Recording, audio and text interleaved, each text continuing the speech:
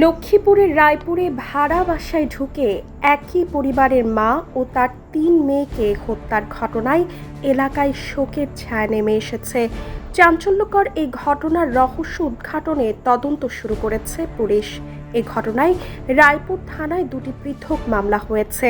শুক্রবার ময়নাতদন্ত শেষে নিহত শাহিনুর বেগম এবং তার ৩ মেয়ের মরদেহ পরিবারের একমাত্র ছেলে জুনায়েদ ইসলাম সিফাতের কাছে হস্তান্তর করা হয়।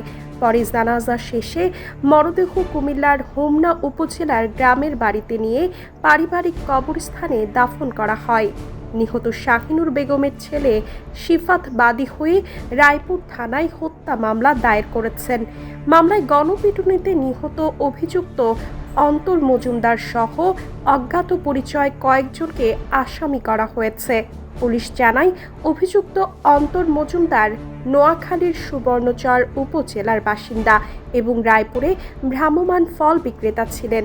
গণপিটুনির পর হাসপাতালে নেওয়ার পথে তার মৃত্যু হয়। এখন পর্যন্ত তার স্বজনরা মরদেহ নিতে আসেননি।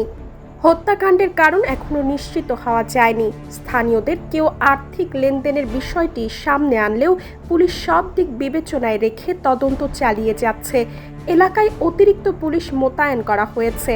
রায়পুর সার্কেলের সহকারী পুলিশ সুপার আব্দুর রাশেদ বলেন, ঘটনার প্রকৃত কারণ উদ্ঘাটনে সর্বোচ্চ গুরুত্ব দিয়ে তদন্ত চলছে এবং দ্রুত রহস্য উদ্ঘাটনের আশা করছেন তারা। পর্বতে জনতা ক্ষিপ্ত হয়ে আমাদের দিকে ইট পাথর নিক্ষেপ করা শুরু করলে আমরা 4 জন ভিকটিমকে গুরুতর অবস্থায় নিয়ে হাসপাতালে আসি। 4 জনের ভেতরে 2 জনের ইতিমধ্যে মৃত্যুর খবর আরমো সাহেব আমাদের জানিয়েছেন।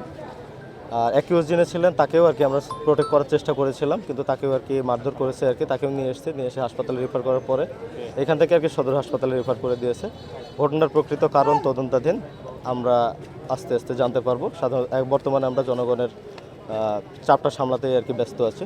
উল্লেখ্য, বৃহস্পতিবার সকালে রায়পুর পৌরসভার ধানহাটা এলাকায় একটি ভাড়া বাসায় ঢুকে অন্তর মজুমদার ধারালো অস্ত্র দিয়ে শাহিনুর বেগম ও তার 3 মেয়ের ওপর হামলা চালান।